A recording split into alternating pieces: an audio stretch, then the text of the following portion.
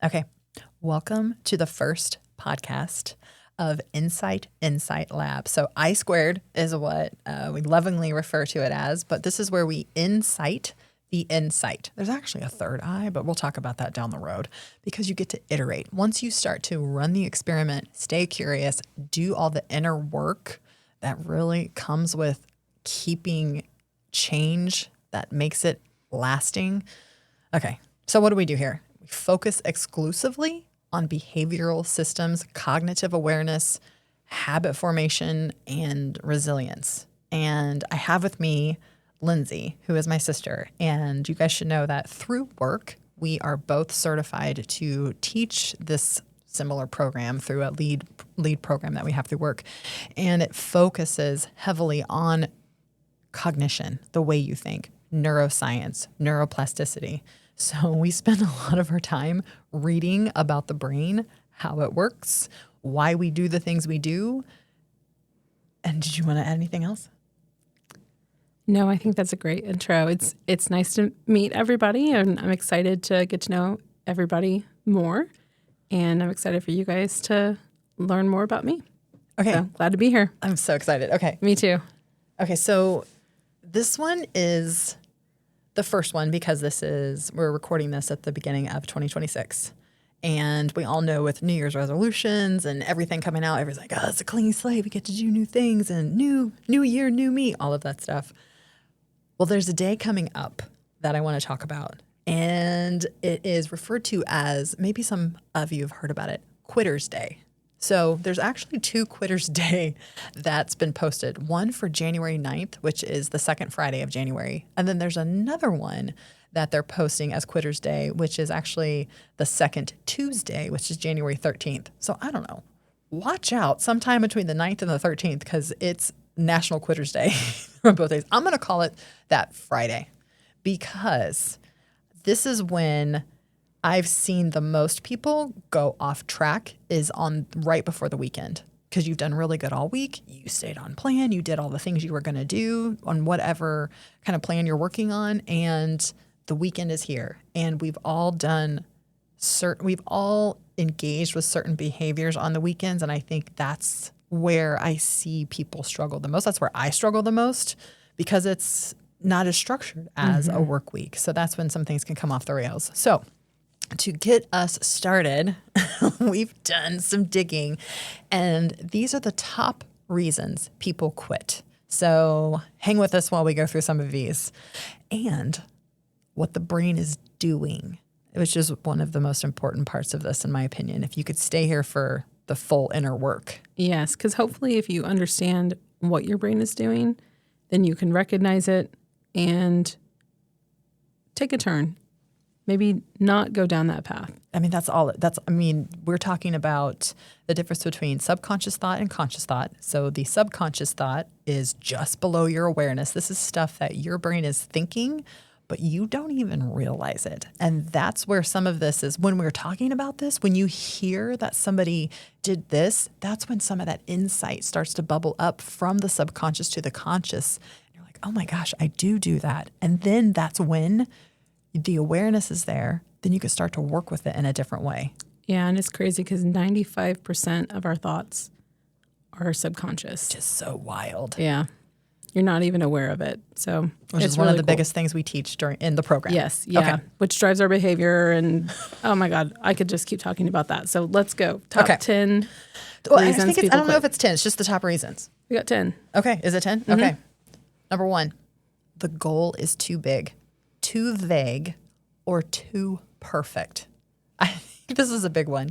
So we set these crazy goals or what we think are attainable at the time we set them.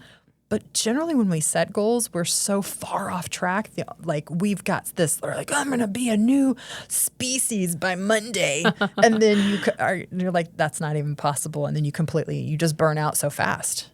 And then the brain angle with it is it's just unclear goals force constant decision making. So if you've got that high cognition load, and then fatigue makes it easy just to opt out because you're so tired. Like there's no way you can keep up with this huge goal that you've set. It's easy to go back to old habits, easier habits, especially if you still have junk at home. Let's say your choice was to eat healthier foods, but you haven't cleaned out your pantry, or It's a big deal. yeah, you haven't put your healthy foods out on the counter, for example. It's easy to go back to those old options. I call it walking the gauntlet.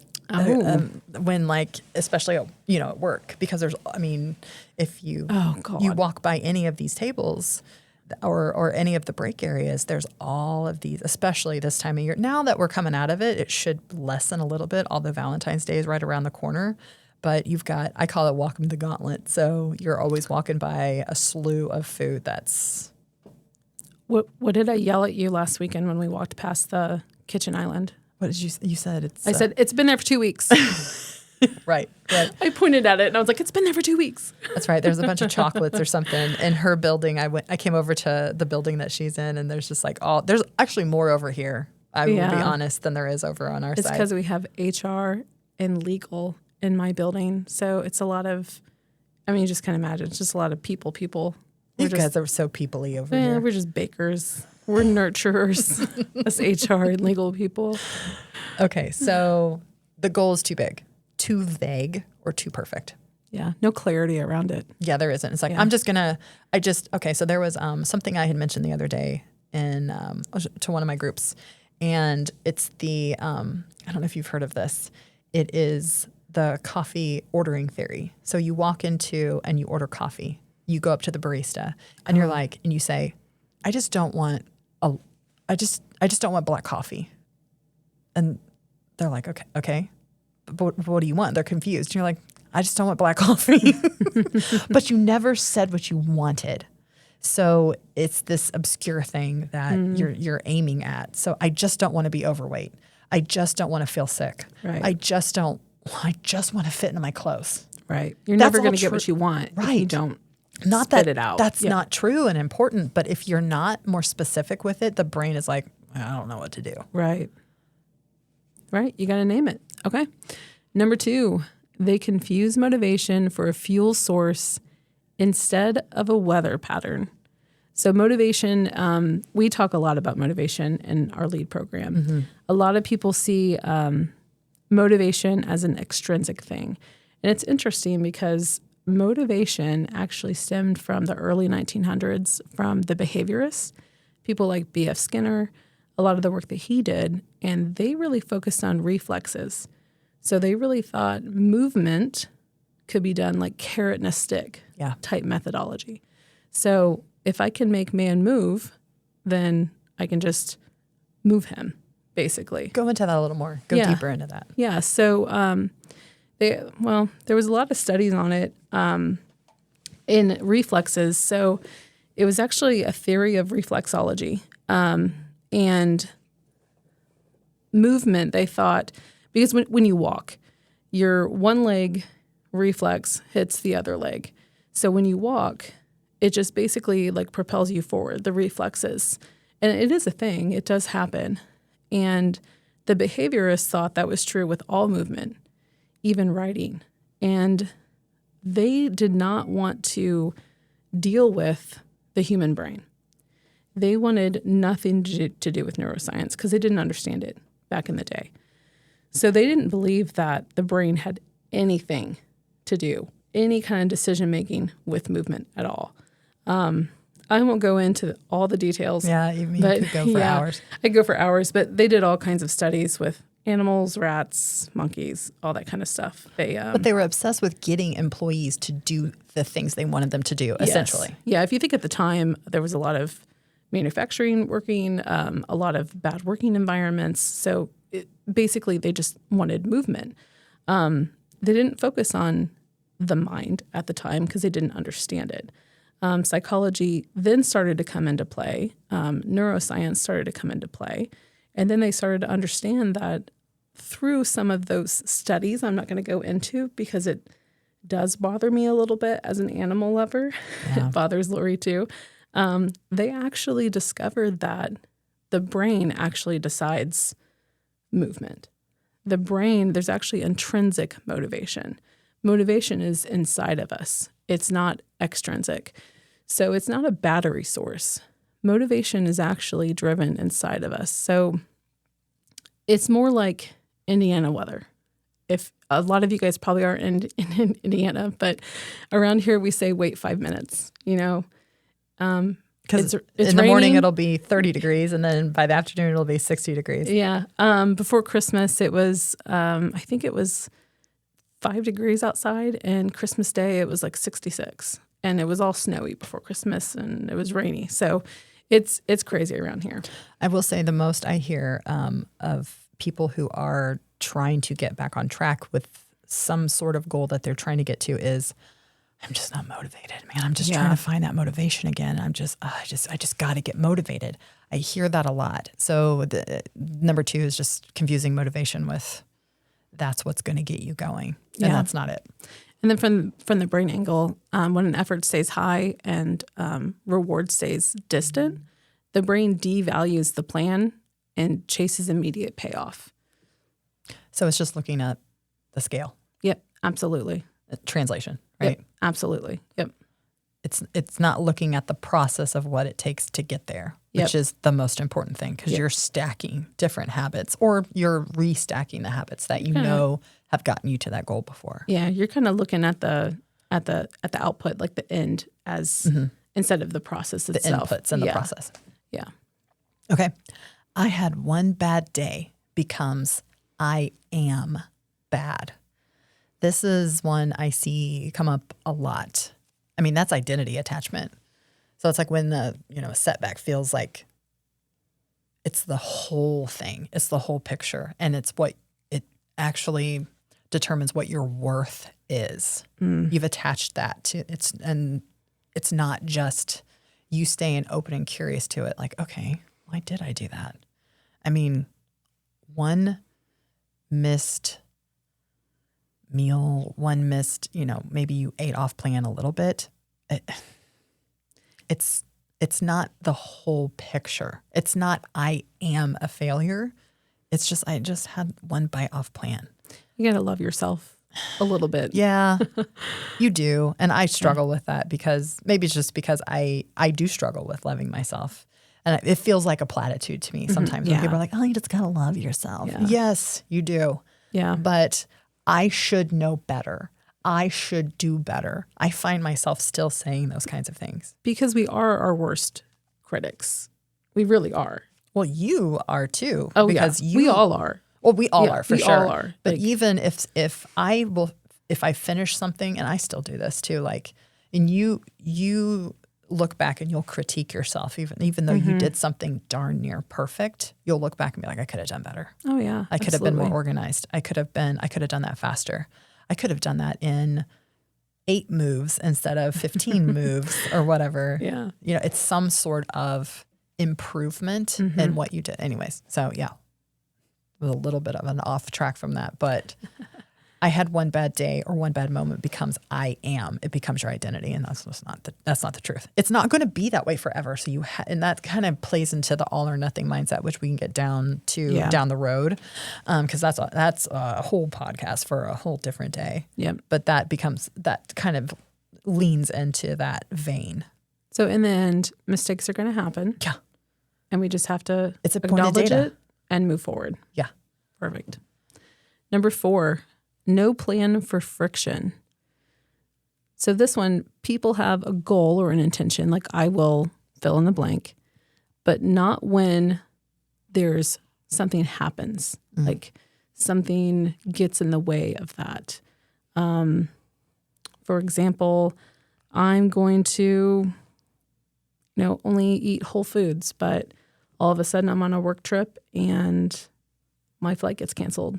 And I'm stuck at the airport and all the nice restaurants are closed overnight and I have to choose between not eating or the bag of chips out of the vending machine. Yep. There's always an option not to eat. Nobody ever died from not eating. Yeah. This is one too that my example would be I was going out to eat. And I didn't go out to eat a lot at first in weight loss mode just because I wanted to make sure I could navigate it perfectly. I know. but I wanted to. I Yeah. wanted to be as meticulous as I possibly could. So I didn't do a lot of eating out. But when I did, I would prep the menu. I'm like, oh, where are we going? Or I would control it as much as I possibly could myself, because then I could go and I could look at the online menu and totally scope it out and have a plan. Well, the first time I did it, I'm someone who doesn't really have a plan B. And that's not a good thing, but that's just me. I'm better at that these days. And I am the opposite. Yeah, you've got like 8 plans. You're fine. I'm like, no, option A is the perfect one, so why would I ever need a second one? That's just kind of, I'm doing better these days. I at least try to have an option B because my plan is always perfect. So what's the point of having a backup plan? Yeah. But so I had prepped the menu, knew exactly what I was going to get, and I get there and they don't have it. And I had a moment of like, oh shit, like, okay, what do I do now? I have no idea, but it's simple. I need a protein, a fat, and a vegetable. That's it. It's not overly complicated than that. And it was almost good that it did happen because it forced me to gamify it a little bit. Yes, I still try to make sure that I have an idea of what I'm walking into and what my decisions are going to be. But I also know that if something happens, I typically do have an option B now when I go out. I'm like, okay, I'm going to get the chicken and the da-da-da. Yeah. And if that's not it, then I'm going to have the whitefish or whatever it is, or a lean steak, something that's reasonable. But I also can look at it as when something comes up that is unexpected or there's a moment of friction, that I can still gamify it. Okay, so what is the best option that I can make with the options that I have available? And sometimes it is, I choose not to eat. I get to skip this meal because there is no unfried option or whatever. And I learned, this is tough to learn because I don't like to be a burden, but it's okay to ask. Oh my gosh, this was really hard for me too. And I still don't like to be the needy one. I know, I don't want to be picky. I don't want to be that guest or customer. High maintenance, whatever kind of label you want to attach to it. It's, I've asked, I see you have a buffalo chicken sandwich on the menu. Do you guys bread it in-house? Yeah. Can I get that just grilled with no bun? Mm-hmm. Yeah, we can do that. Yeah. Can I just get a side of the veggies instead of the fries? Sure. It's no problem at all. I've got some grilled chicken with some carrots and some celery coming out with some ranch dressing. I've got the fat, I've got the veggies, I got the protein. Exactly. And at the end of the day anymore, we're not the first ones that have asked for an alteration these days. It actually seems pretty common. Yeah. There's only a few restaurants in town where it actually says no alterations or no substitutions on it. Yeah, those are some pretty bougie restaurants though. Yeah. And if you're going there, maybe you do want to experience it for what it is. Or you don't go there. Yeah. If you're in that mode of whatever it is. Or maybe it is an option. Okay, so anyways. Yeah. Sorry, no plan for friction. That's important because you do need a plan for that, because some things can catch people flat-footed. Oh, absolutely. And then like, well, screw it. I'm just going to have the loaded baked potato, and the fried chicken sounds like a good option because that's what I wanted anyways. So I'll start over tomorrow. There'll always be mistakes and things will always go wrong. But you can make the best decision for you in the moment. Absolutely, for both of those. Another one. They expect to feel automatic in 21 days. Wah, wah. What was this study from? Do you remember? I don't remember. I'm sorry. This is a part of the program we teach, but it's not. Keep talking. I'll see if I can look it up. So this is one, and I've talked with my group about this before too. So this is habit automaticity, and on average, they say that it takes about 66 days for a habit to become automatic. And the study was done, and it's actually I can't remember the name of it. She's looking it up right now. The study was done, and there was a variety of different tasks that they were measuring to do the study with. And some of the tasks became automatic at 21 days, and it took other ones up to 265 or 269 days to become automatic. So the average between 21 and whatever the 265 number was 66, but there were so many different levels and variables that played into the study. It's been kind of debunked, really. I have it if you want me to read it. Yeah, please. Yeah, this is the crazy thing about myths. We do a lot of myths with the LEAD program. Things happen just like with the behavior science, with the motivation, and then it just sticks. Yeah. In our culture, it's nuts. So the myth origin, there's a plastic surgeon. His name is Maxwell Maltz. Hopefully I'm saying that right. He noticed patients took about 21 days to adjust to new appearances or apparatus, like after surgery or an amputation, which was misinterpreted as a universal habit forming. Mm-hmm. So if you know what, I remember when our mom got really sick, Mm-hmm. and she was basically, Intubated. intubated. Yes. I was like, oh my gosh, I can't think of the word all of a sudden. She was doing a motion of Yes. something down her throat. Yeah. She caught on. It took her, she had 21 days in the, I see you. yes.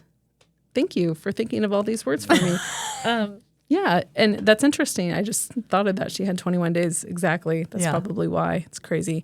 So the reality of habit formation, it's a variable time. Studies show it took much longer, averaging around 66 days, but it can range from 18 to 254. 254. That's what it Yeah. was. I said 265. But I mean, it can take even longer than that. It could. It depends on the task. It depends on the emotion you attach to the habit or the task. Yeah. There's a lot of variables that play into it, which is The environment you're in, Yeah, it's crazy. so people quit right before this is getting easier part. So it's just very human, and that I don't know, it's been kind of debunked. But yeah, you expect it to just be magically fixed after a certain time, and then you never have to worry about having to kind of butt up against that boundary any further. So that could be something that allows you to quit too. Awesome. Number 6, stress hijacks the CEO brain. What is the CEO brain? So stress impairs the prefrontal cortex, and it functions like planning, inhibition, and flexibility. Basically, it's the skills your goals need to survive. So when you're under stress and you have to make decisions, your prefrontal cortex comes into play, and that's called your CEO brain. And let's say you're at work, you're in meetings all day, you're making decisions, that gets tired. It's literally under stress. When you go home at night and you're stressed, and what do? You want comfort. So the more primitive parts of your brain that wants comfort kind of come into play. And because your CEO brain is tired, those more primitive parts come to the top, and you go for food, which is more about survival. More of your needs come into play. So you're feeding into those other parts of your brain. Honestly, that's a big one for me. I have a great decision-making brain until I don't. Yeah, so the stress just kind of takes over. Yeah, under stress, you just don't become your best self. You're in survival mode in a lot of cases, so it just kind of takes over. And then if it's survival mode, your brain is like, oh, it's this one time when we had this and that satisfied what, this will make you feel better. Yeah. And it just goes out the window. Yeah. Okay. Sleep. This one's interesting that this was a part of the top 10 for why we quit. Sleep loss pushes you toward autopilot. So sleep deprivation reduces prefrontal activity, of course. I go on and on and on and on about sleep because sleep was the one thing that eluded me a lot of the time in weight loss mode, and it still does today if I don't set the boundaries around it. And it is the one thing that you don't think about that you pay the highest price for if you aren't getting it. And it's absolutely free. And it's one of those things, too, that you can't, I don't think you can control it. It doesn't feel like you can, at least. You can control a lot of boundaries you set around sleep, different things and rituals that you have that lead up to sleep that is going to trigger and cue your body to sleep. You can control a lot of those, but I do feel like there's a lot that doesn't seem like it's in your control around sleep. But anyway, sleep deprivation, it reduces the prefrontal activity and the self-control. And there's a cascade of things that come out of loss of sleep too. Research suggests it can shift behavior toward the habitual control over goal-directed control. It does a lot. It messes up your cortisol levels. It messes up your leptin and your ghrelin, which is the hormones in your body that tell you if you are hungry or you're not.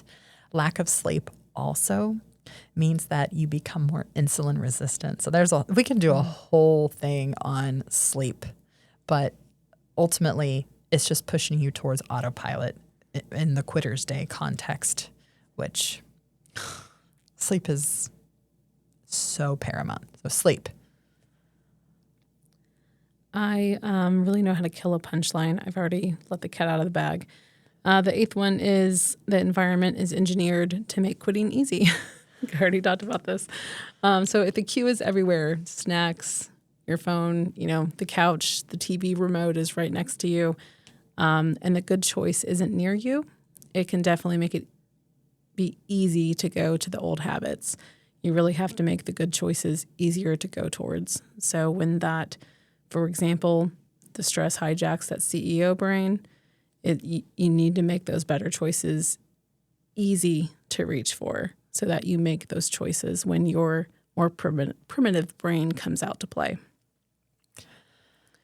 The environment is big. I think that if you aren't, for me, Oh, me too. if I'm not cleaning out the house, if the pantry isn't cleaned out in a certain way, that is a big, because my brain will know that thing is there and I can go get it, and that's what's going to make me feel better when I have less sleep or when I have had a stressful day, and it's hijacking my CEO brain. So it's kind of like a cascade of things. The environment is a big deal.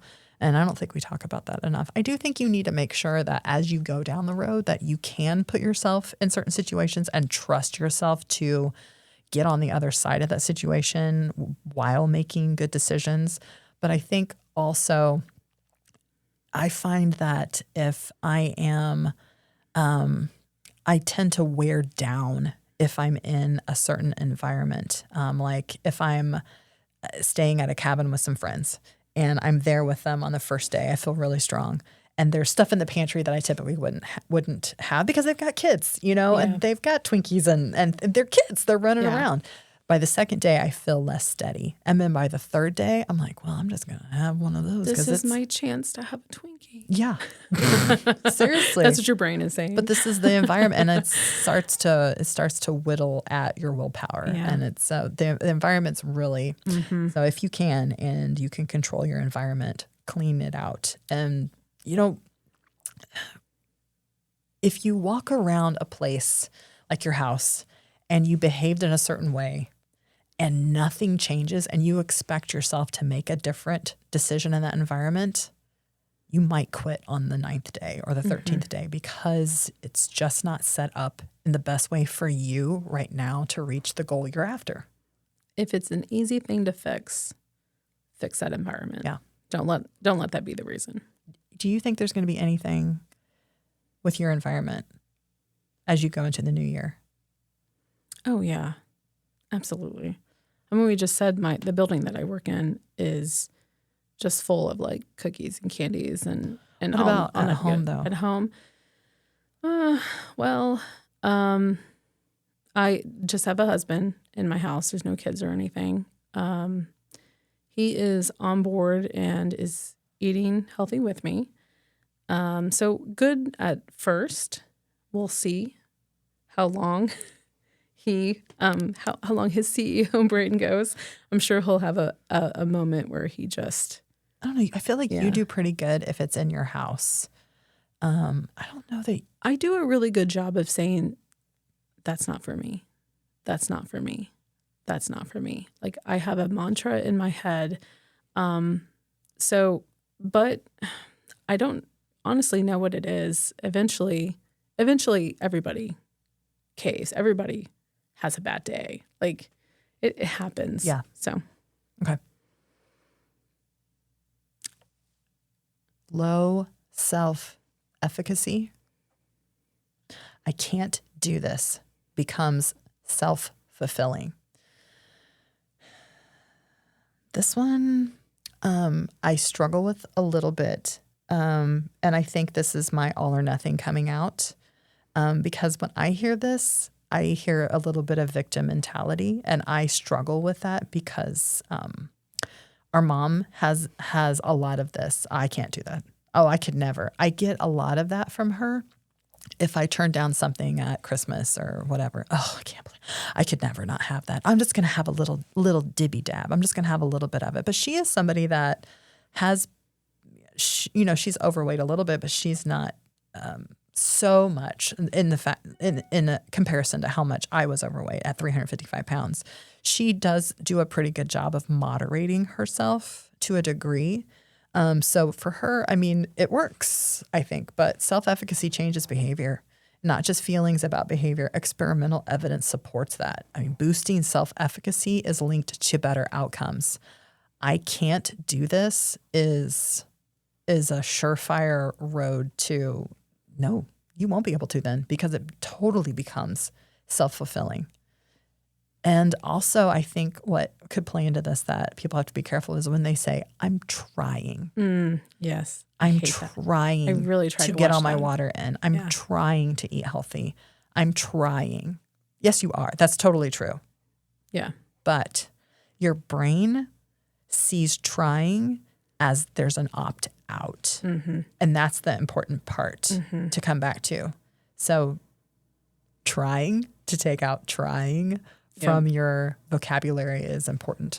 I've done that in my everyday life too. As a female in a male-dominated industry, I'm trying sounds a lot like it's just very passive. So I've really tried to take that out of my.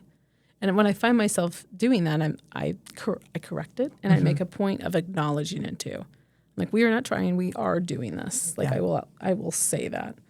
While we're on this vein, the other word to watch for is just. Just, yes. Yeah. I thought you were going to go there for a second because we did a couple years back. There was this article on, especially females, tend to use the word just more than anybody else. And I, at the time, found myself, I noticed it more when I typed it. In emails, yes. I was like, son of a. I'm like, I'm just writing you to. No. Take it out. No. The sentence will be perfect without it. No, not even I'm writing you. I'm obviously writing you. You're going to get this stupid email. And it doesn't, we do it to soften. Yeah. And which I totally get. Because we don't want to be, the nudge. We don't want to be, but I would find myself, I just need your signature. I need your, no. Yeah. What does it sound like when I say? I need your signature for this reason so we can X. Yeah. Not, I just need your signature. It's I hate to bother you because I'm not worth your time. So can you just take a second and do that? It's meek. It's passive. Yeah. It's a confidence thing. Yep. It's self-efficacy. I mean, I know that's what we're talking about, but I want to remove the word just from your vocabulary. We're going down a little different road. But I know, but it's tied into this. I mean, because it's your whole self. I just want to lose weight. I just want to get in my water. No. You are worth it. Be confident. Get in the water. Yep. Lose the weight. Losing the weight is the easy part. Maintaining the weight is the part of the path that gets a little more murky. Frightened the hell out of you. Yeah. It did. Yeah. The last one is a big one. Number 10, the goal isn't autonomy aligned. So explain that. Now, what does that mean? So the goal is should powered. Most likely it has external pressure instead of being value powered. So what that means is it's not aligned with your beliefs, your belief system. You need to fully believe and be passionate in your goal.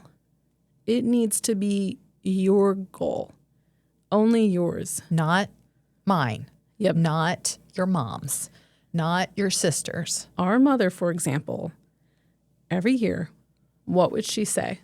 Oh, we all just need to lose a little weight. And the fact that Lori said that instead of me goes to show you that our mom actually said that. She didn't say it this year. She didn't.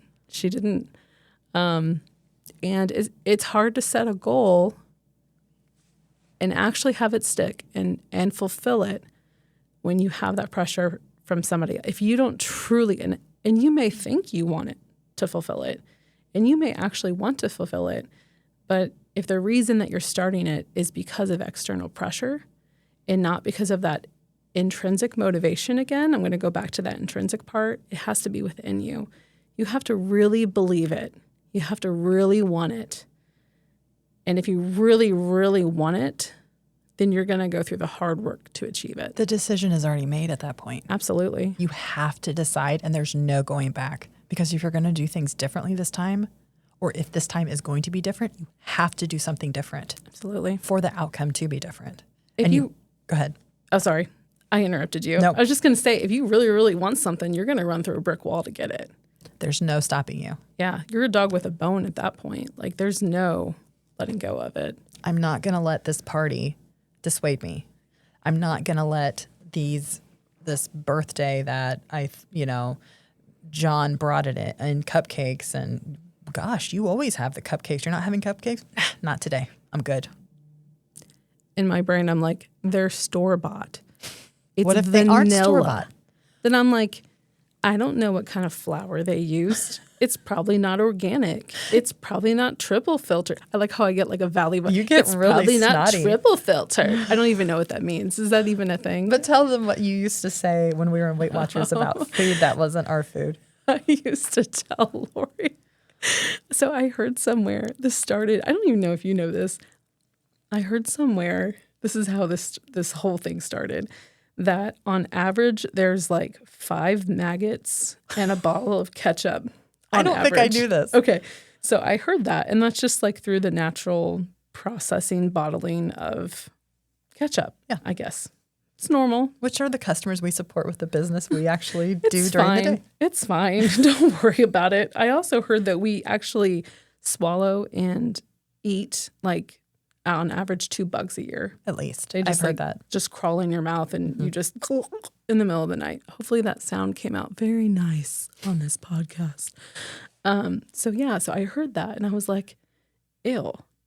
So I started to tell myself, just like when I was like, it's not for you. It's not for you. Not my food. Yeah. Not my mine. food. Not my for drink. Me, not for me. Not mine. Not for me. Not for me, Satan. I would go buy food and I would tell Lori, like there are bugs in that, or there are maggots in that. Or She would. I was like, there's not. I was but like, okay. it's like 5 days old. Or I would say somebody sneezed on it, or somebody licked it, or somebody pooped in it.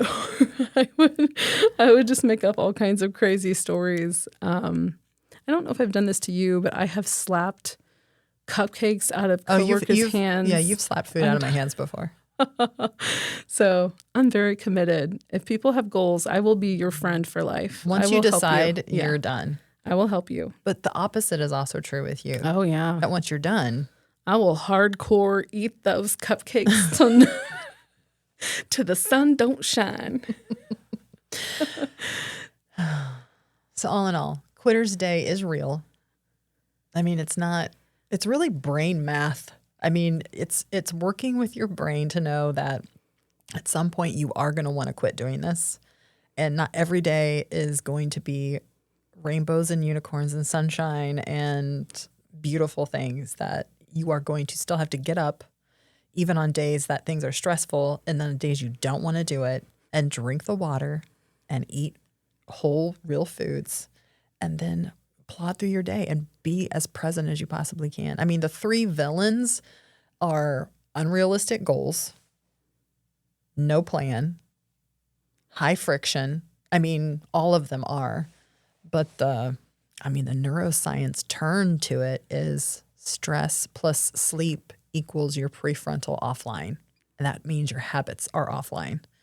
And especially if you're new to doing some sort of a program, whatever program it is, those habits are going to be new and you're not going to have a lot of runway under your belt. So you just need to keep going past either the 9th or the 13th and hopefully even beyond. Let's get like 90 days of this. It doesn't have to be perfect either. You just have to be consistent enough to have more on days than off days, and that they will stack. And I'm always telling my group, stack the good days, stack those days, stack those days, because at the end of the month, you can look back. And if you only had 25 good days, that's still 25 good days out of 30 or 31. Absolutely. That's going to be progress.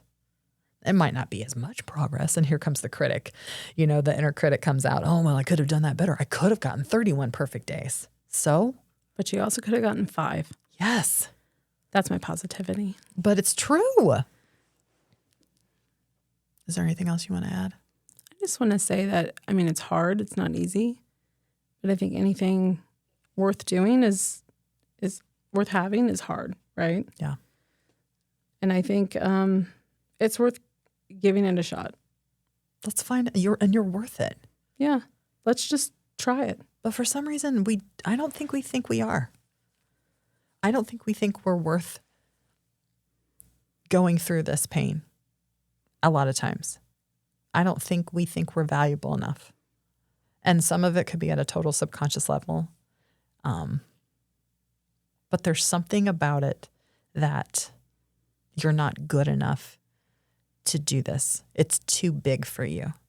Who are you to think that you could get to goal? Who are you to think that you can maintain this? Yeah. Who are you to think that you would fit into a small shirt? We're all worth it, essentially. All of us are worth it. Get that self-autonomy in there, believe in it, and make the journey yours. Yeah. So come into the app, post on Quitter's Day that you didn't quit, guys. Stay curious. And run the experiment.